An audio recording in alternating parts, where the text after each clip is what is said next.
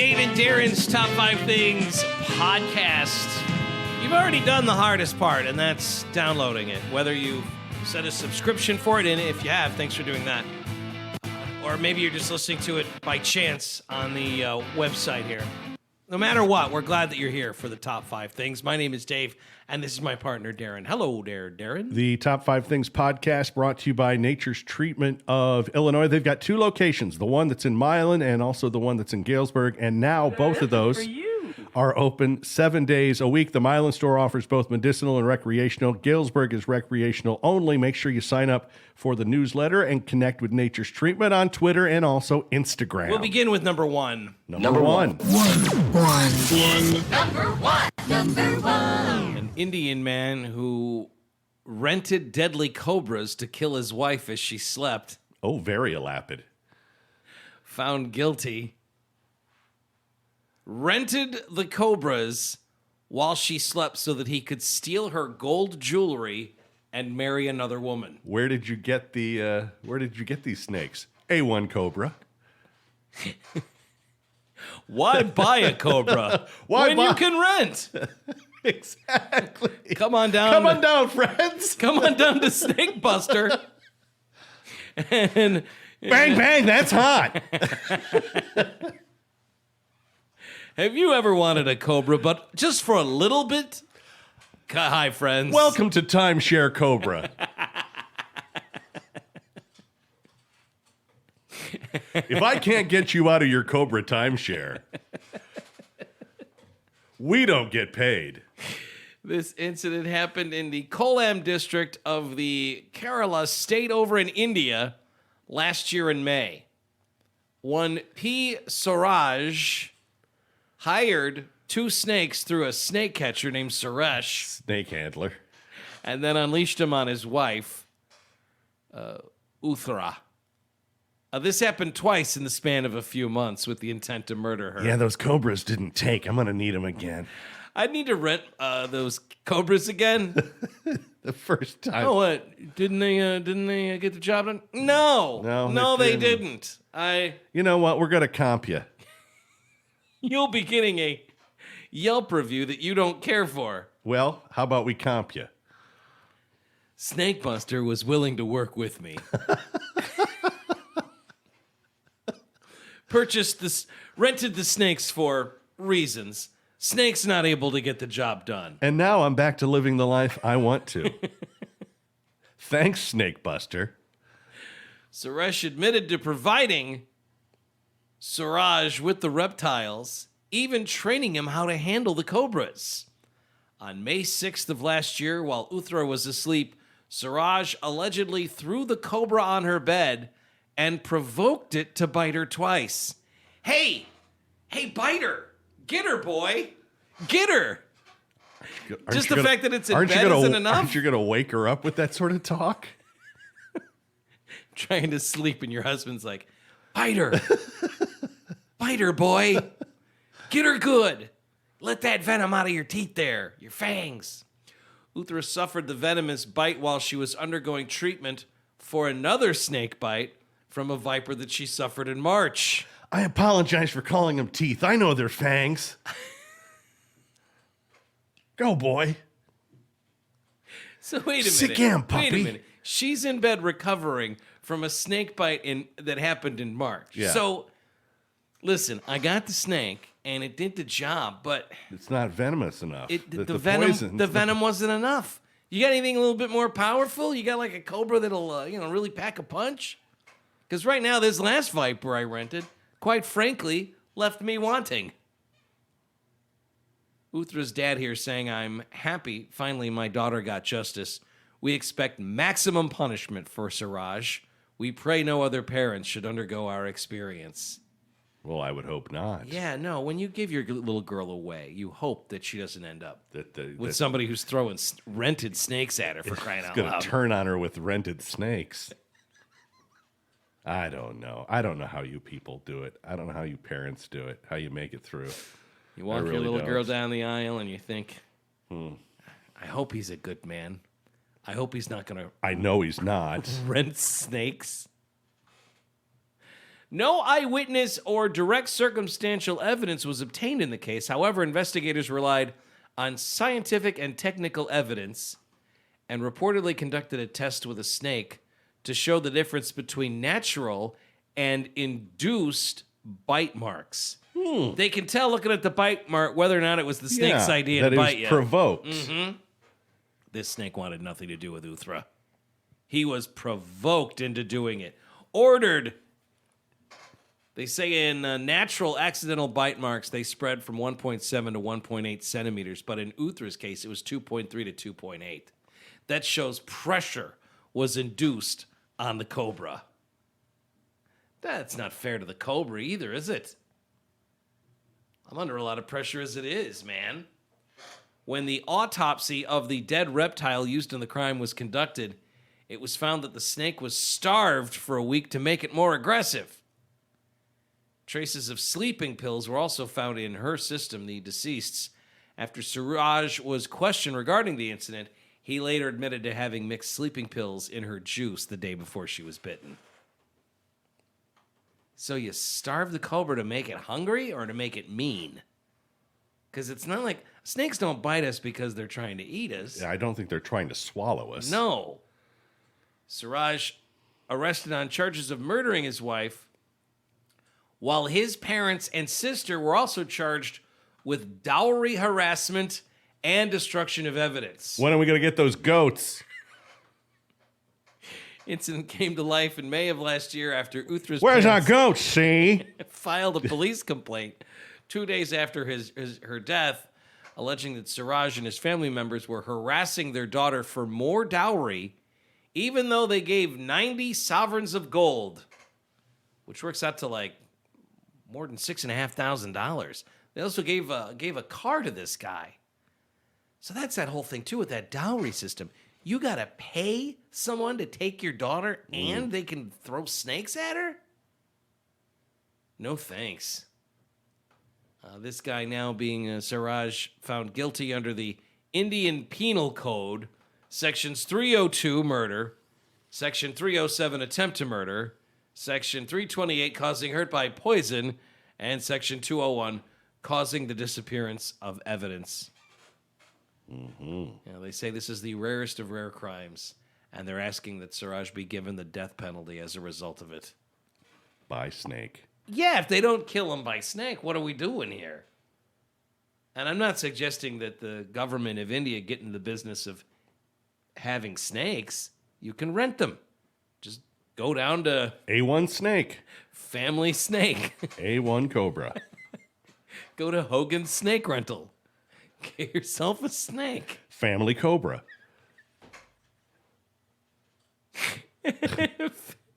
They just got cages full of snakes and then like movie theater candy at the front desk.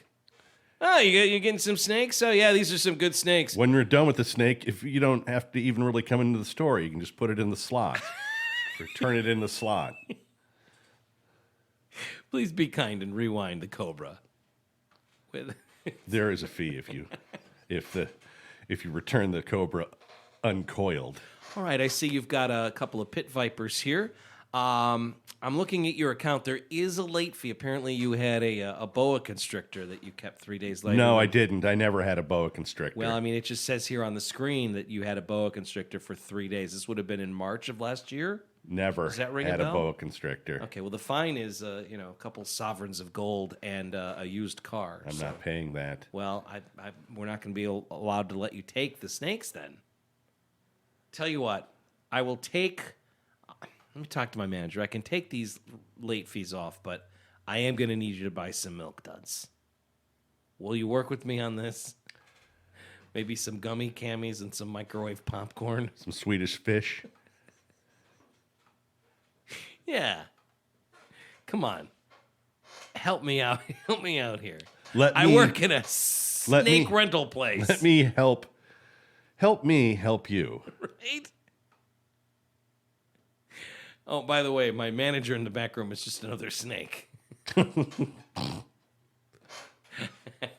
just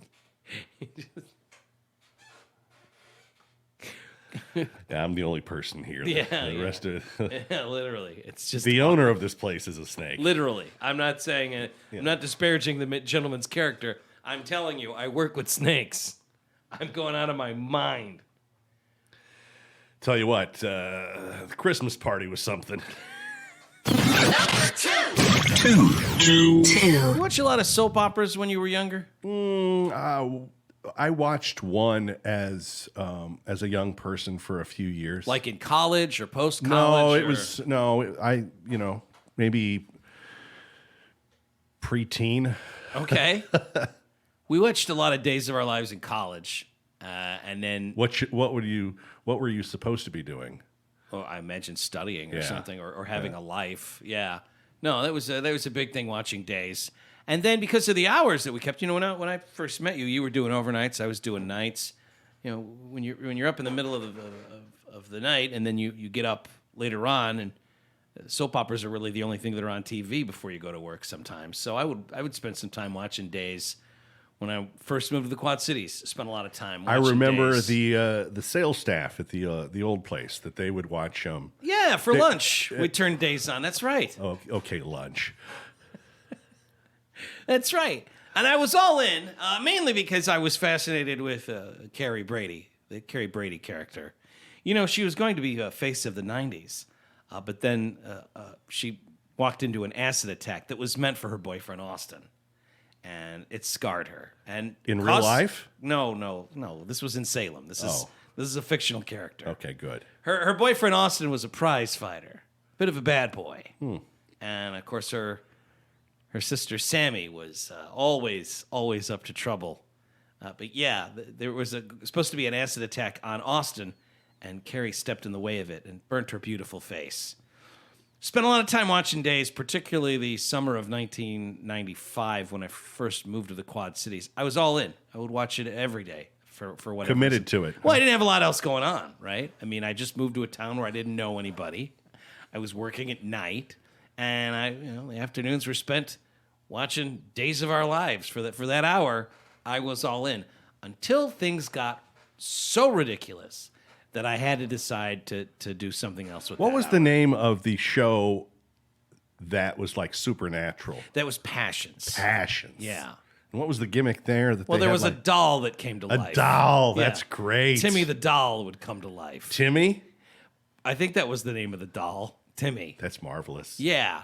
Now the thing about Passions, though, is you knew from the get-go that show was ridiculous. Things started to get weird on Days of Our Lives that summer of 1995. Stefano DiMera, who was the bad guy on Days of Our Lives, he was so in love with his character, played by Deidre Hall, Dr. Marlena Evans. Mm-hmm. He was so in love with her that she wanted nothing to do with him because he was a creep. He was a bad guy. yeah, He's the okay. villain there in Salem. I got you. And he had to have her, and nothing he did was working. So he had her hypnotize. He hypnotizes Dr. Marlena Evans to love Stefano, which she does. But the problem with hypnosis is it left Marlena open to demonic possession. And that's when things got very, very weird.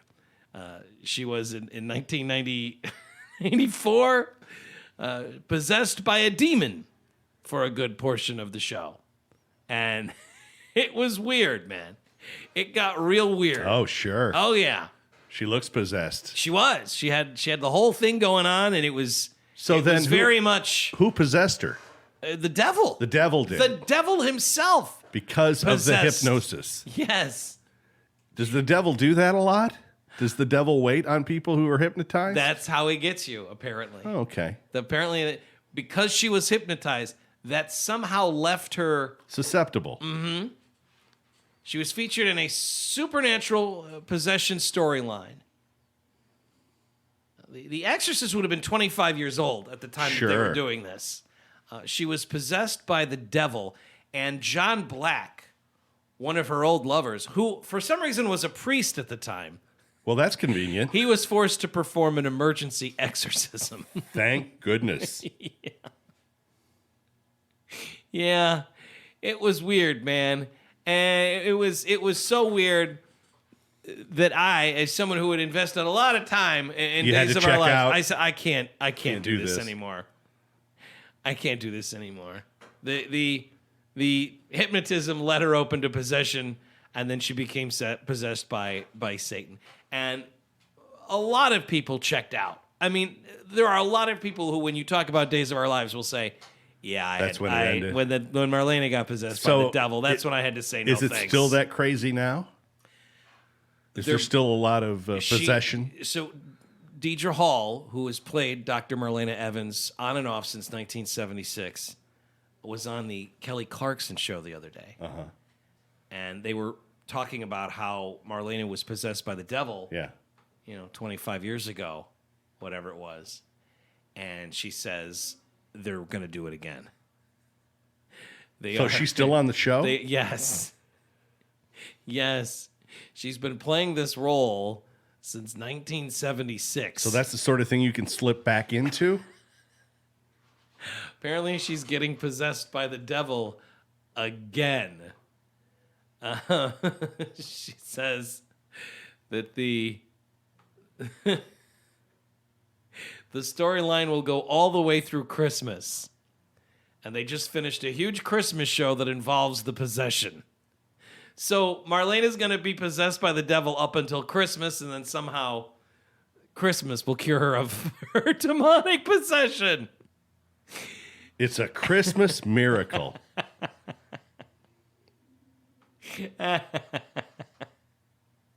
Apparently, there's another character on the show who has a baby, and the baby is going to be possessed. Nice. Well. So the baby gets possessed, and then does the demon leave the baby and go into Marlena? Now, do you remember how? Well, of course, you had Rosemary's Baby. But do you remember the baby being possessed on soap? No. I didn't watch a lot of soap. Oh, that was a good one. She says, when we embarked on the storyline, our executive producer and showrunner, Ken Corday, actually sent over holy water and a crucifix. And every time we do a scene where I'm possessed, I've taken it on stage and offered anybody who would like to have some holy water. And everybody says yes. So we go around the whole set. Would anyone like some holy water before I do my demon dance here? Or we just turn on Bad Company's holy water. All right, everybody. I'm going to do my possessed bit again. Before I do, would anyone like some holy water just to be on the safe side? Because maybe I'm really possessed. We don't know. I don't know. Maybe. You're not that good an actor. Three. We were talking with Mike Schultz about the movies that are in theaters this weekend. You got your Matt Damon and Ben Affleck and Kylo Ren all fighting each other with swords. And there's the new Halloween movie, the 11th Halloween movie. The one with Matt Damon and Ben Affleck. Yeah. Now, I've seen the trailer for it. The Last Duel, yes. I don't see Ben Affleck in it. Yeah, he's in it. Is in the trailer? Yeah. Is he? Yeah. I don't know that he has any lines. He just does this a lot. He goes, kind of looks at the camera and goes, I guess I'm in this too. It's not a bad job. No. I think those two wrote the movie. This is they haven't written a movie together since Good Will Hunting. So we'll see. Dost thou like apples? Fair maiden hath given me her number. How dost thou like those apples? If that's not in the movie, then that's a real wasted opportunity. There's a movie that will not be coming to a theater near us soon, but maybe eventually. Here's hoping. The problem is the estate. There's an estate involved that will not let the movie happen. And that estate is the estate of the late, great Sherwood Schwartz. Sherwood Schwartz. That name rings a bell, doesn't it, Darren? Gilligan's Island and Brady Bunch, right? That's right. Just to name a few. Those are probably the two big ones.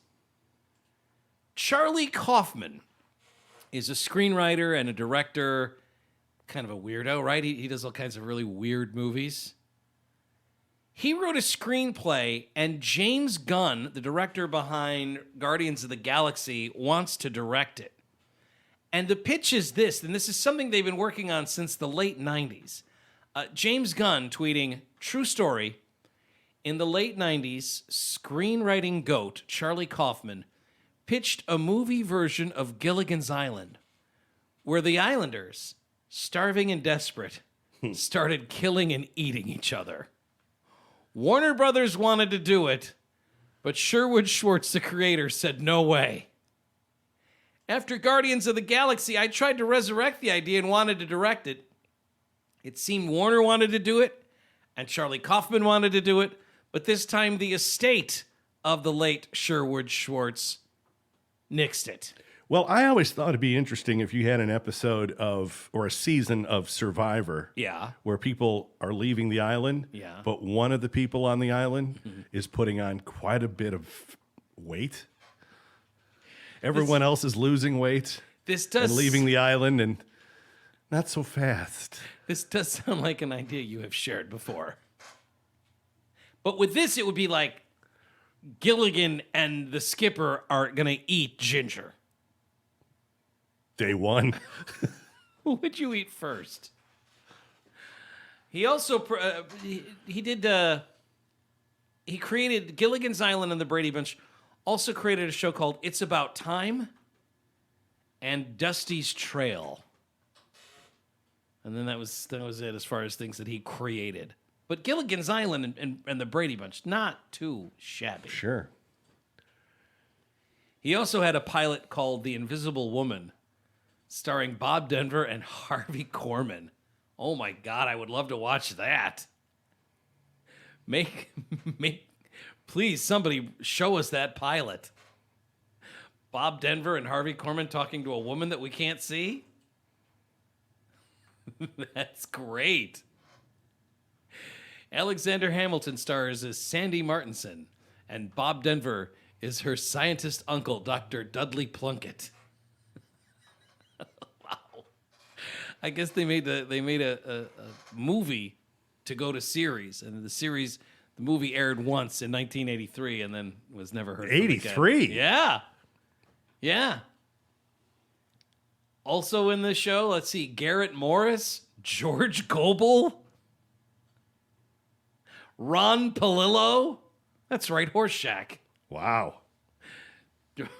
This sounds... Totally whiffed on that one. Bring this one back. The film aired February 13th, 1983, opposite the final installment of ABC's The Winds of War. Nobody watched it. The movie was intended as a pilot for a weekly series. It was not picked up. Boy, that's a damn shame. We're going to be going up against the final episode of Winds of War. Is that bad? It's not good. People have invested Harvey Korman knew what it meant. People have invested a lot of time in this Winds of War. They're not going to stop watching because the last episode is on because Bob Denver has an invisible niece. Yeah, the idea was, Gilligan and the skipper are at one point fighting over the remains of the professor. And then they both get eaten by Mary Ann. Sherwood Schwartz, they redid the Brady Bunch, and that was kind of like a goof on the whole Brady Bunch. Those movies were not, traditional Brady Bunch movies. They were making fun of the whole gimmick. So to do a Gilligan's Island reboot where it's a little bit darker, I don't know, man. I think it would be worth... You want people to buy a ticket or no? I'll tell you this. I would go see that movie. Gilligan's Island, where they're doing some sort of world's most dangerous game on each other. Who do you think they eat first? Because I think I know the answer to this. Which of the castaways gets consumed first by the rest of them? Who would be the first one to get consumed? Lovey? It would be Lovey. An immediate second would be Gilligan. It really wouldn't be Gilligan's Island. Because they could trick him. I bet they could talk him into offing himself so they could eat him. Skipper was probably whispering that to him on the boat before they even crash landed. No, they could talk him into getting on the grill. Yeah, maybe Gilligan would be first. The more I think about it, Lovey had her wits about her. Gilligan, put this apple in your mouth. Okay, Skipper. Now, Gilligan, we're going to rotate you on this. Yeah.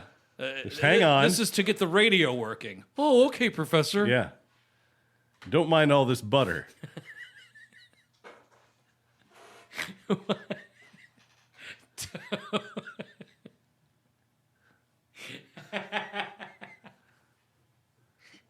There's just a massive pot of drawn butter. Don't mind this, Gilligan. Oh, I hadn't given it any thought at all. I'm just going to brush this on you. Put this apple in your mouth. And you know where this onion goes. I already have one up there. I already took yours. Four.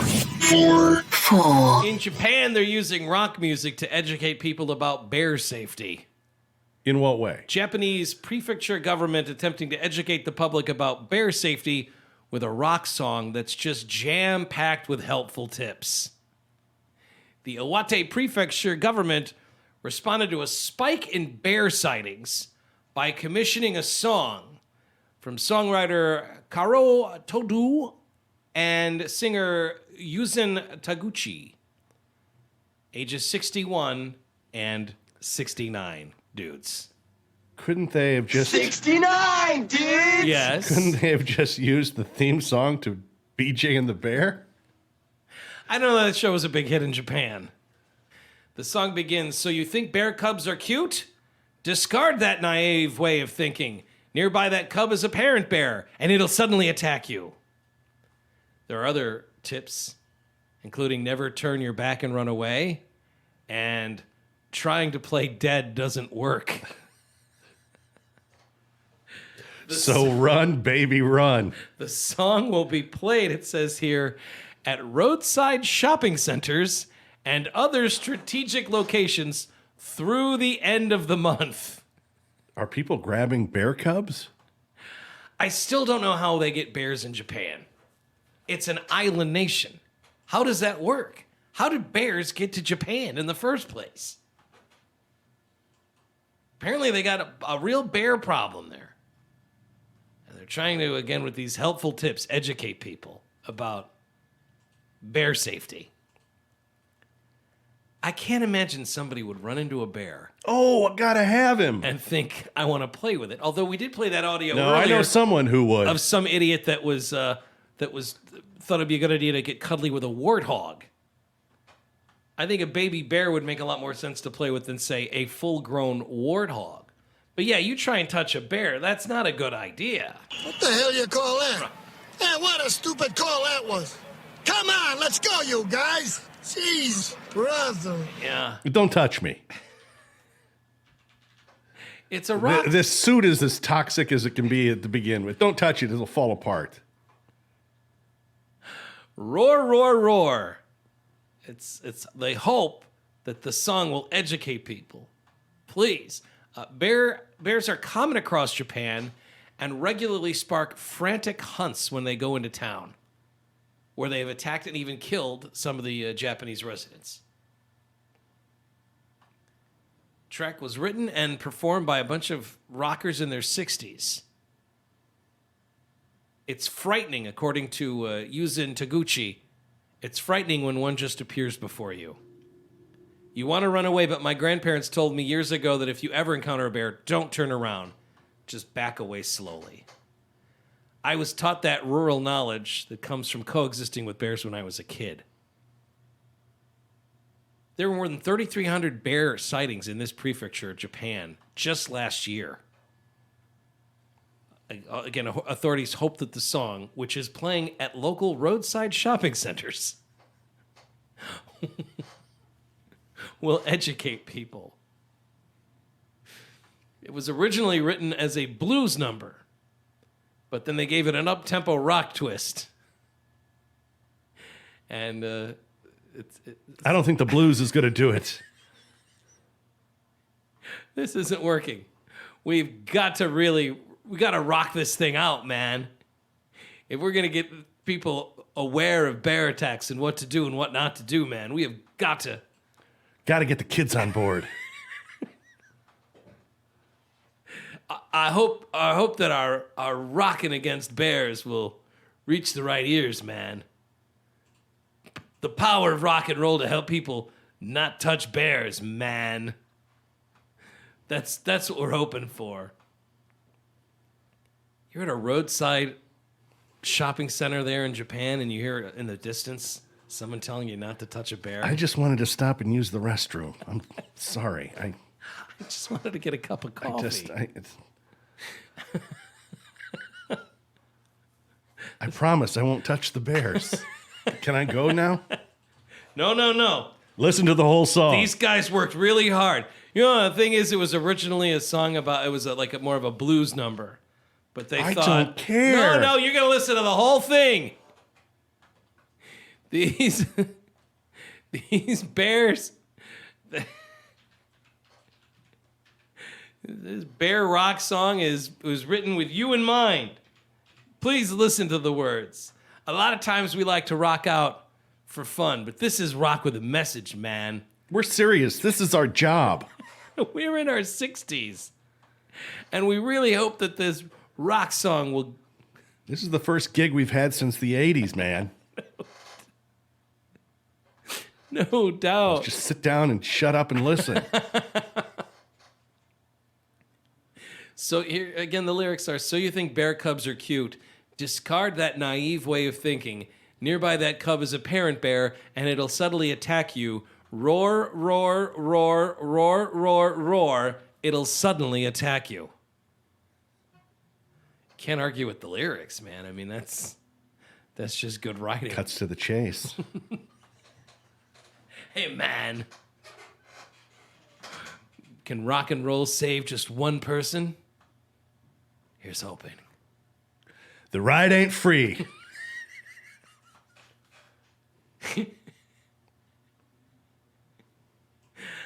I could see using rock music to scare bears against coming into Populated areas. Yeah, like that part I get. Bears are frequently deterred by music and loud noises. So if you want to play the music like at a roadside area with the speaker pointing into the forest, I think that I would understand. But just having it on, what do you think do they have like classic rock stations in Japan? What does a radio sound like in Japan? Do they do like, Two for Tuesday and get the lead out and all that stuff? Happy Rocktober, everybody. Here's another song about bears. Here's another one. Live from Budokan.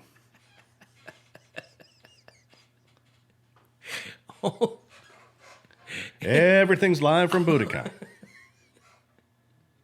This next song is the first song from our new album about bear attacks. It's called Roar, Roar, Roar, Roar. Thanks, Robin. By the way, Robin Zander, talking English slowly doesn't make it easier for people to understand. Well, this next song, kind of condescending the way he talks to those people. That was pointed out to me later after the fact. It's a little condescending the way he's talking to those Japanese fans. I want you to want me. Talking slower doesn't make it easier for them to digest.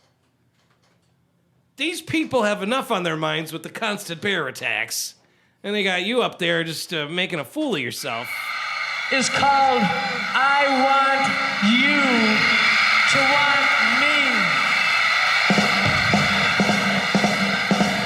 I want you to not pick up a baby bear. Five. Number 5. Over the spring and summer, you got into the business of growing, is it a Carolina Reaper? Yeah, Carolina Reaper. Have you- Now they're turning color as well. Have you harvested it, No. or is it supposed? One fell off. Is it supposed to turn color? Yes. Yeah. Well, you want to allow it to turn color, sure. So what color does it? Eventually it goes it's from green to something else. Green. It's now some of them are orange, and they will eventually be red. And when they're red, that's when you harvest them. Yeah, probably. And you still don't have any definitive plans for the Reaper. You might sell it. You might use it in chili. What's the plan? Well, I probably infuse it in some sort of oil so Ooh. that you can have a Reaper oil that you can use in things. Wow. For like a balm when your muscles get sore? Or? Oh, no, I don't. No, you don't want to. No, I'm not going to have it anywhere near. I'm not going to use it as a topical solution. I like to put it on my eyelids and get some sleep. Oh boy, it burns bad. So good. I don't know. I might. This is what I needed. I might turn it into homemade pepper spray. I don't know. Oh wow, there you go. Did you see that Burger King this week has rolled out their hot pepper nuggets? No. They're ghost pepper chicken nuggets. Ghost pepper chicken nuggets. The sure. new ghost pepper chicken nuggets rolled out. Isn't this on Monday? We're getting close to the time of the year, don't they? Typically, right around Halloween, don't they roll out one of their Whoppers with like a black bun? That's only in Japan. It is? Yeah, that's never been here in the States. Never been here. Okay. I don't think that's been here in the States because that would cause people to have quite a reaction. What you're thinking of is like when they do their Darth Vader burger, but that's No, I thought it was like a Halloween thing.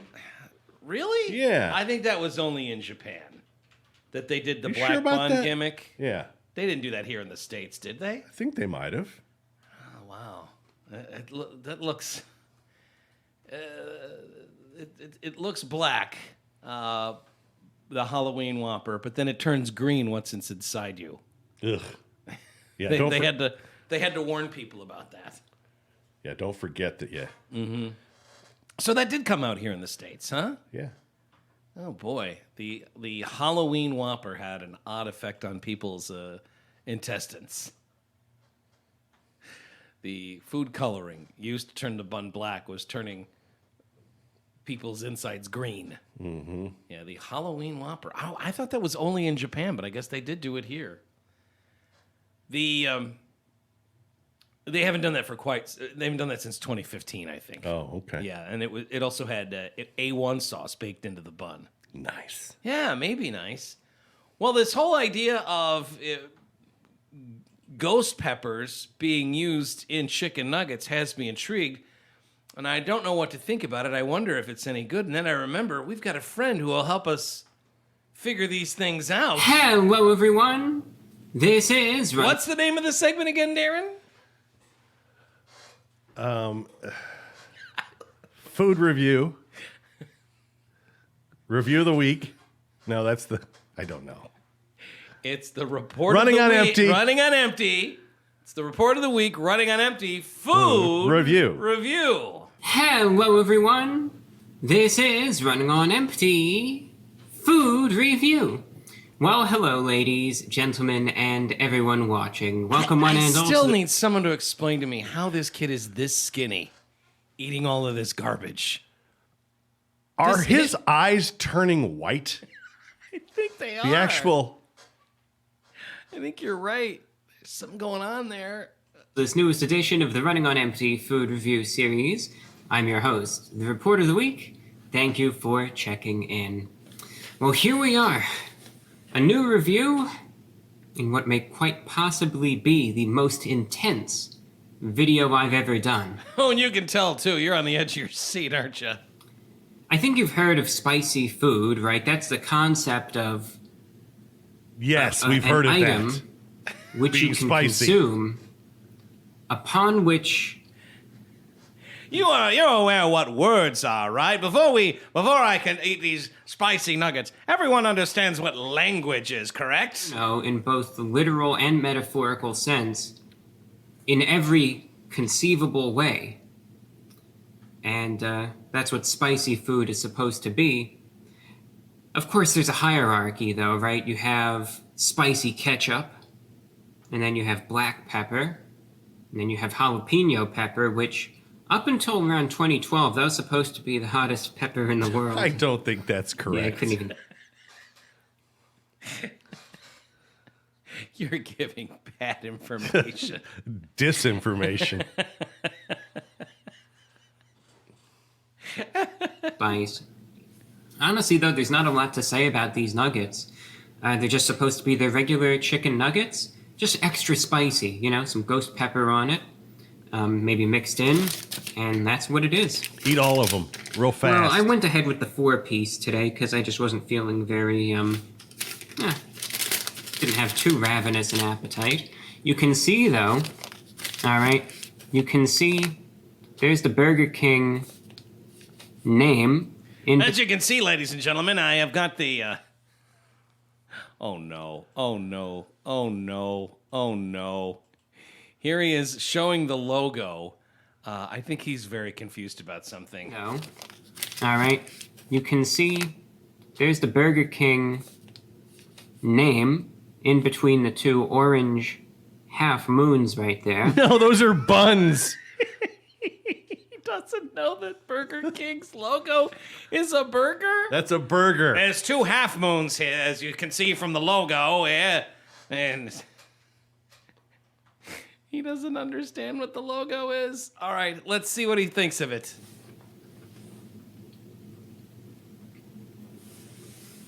He's now showing us his half-eaten nugget. So, He left a tooth in it. yeah, that's weird. He's falling apart. That's weird. This kid's got to do something with his fingernails, too. If you're going to put your fingers that close to the camera. That's bizarre, man. Now he's just munching. I think maybe the kid stays this skinny because he really considers every bite he takes. You know? Maybe that's it. Maybe instead of wolfing stuff down, I need to just sit and think about every bite like this kid does. Assessment. Okay, assessment coming in. Oh, the This is one of those items that, you kind of struggle for things to really say about it. And I know that I can be notoriously long-winded, but honestly, I think this is going to be a quick one.